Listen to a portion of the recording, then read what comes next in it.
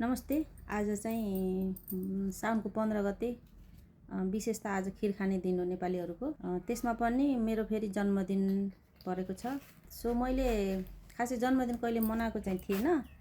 आज फेरि अचानक मेरो दिदीको छोरा मेरो भतिजोले चाहिँ मलाई सरप्राइज दियो।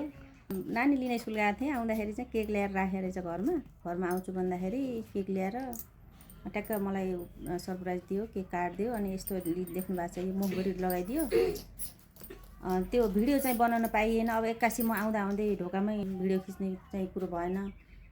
Thank you so much Rahul, thank you, धेरै धेरै धन्यवाद। एकदम खुसी लाग्यो। तर यो गालामा चाहिँ यत्रो धेरै नलाइदिएको भए हुन्थ्यो है।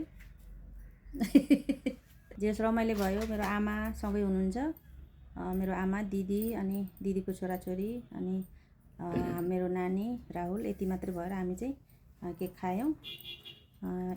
थाहै थिएन कि मलाई आज यसरी सरप्राइज आउँछ भन्ने पनि थाहै थिएन। अनि म खासै बर्थडे पनि मैले मनाउने खासै मलाई मन पनि लाग्दैन कि birthday मनाउनलाई।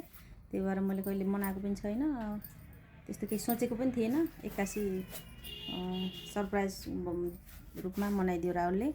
So thank you so much Rahul, तिमीलाई धेरै धेरै धन्यवाद भन्न चाहन्छु।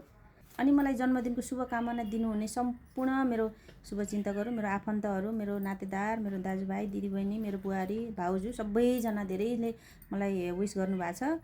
टिकटकमा, फेसबुकमा, मेसेन्जरमा अनि सिधै फोन कल गरेर, भिडियो कल गरेर सबै जति पनि मलाई मेसेज गर्नुभएको छ, मेरो बुढो सबैजनालाई एकमुष्ट रूपमा धन्यवाद दिन चाहन्छु।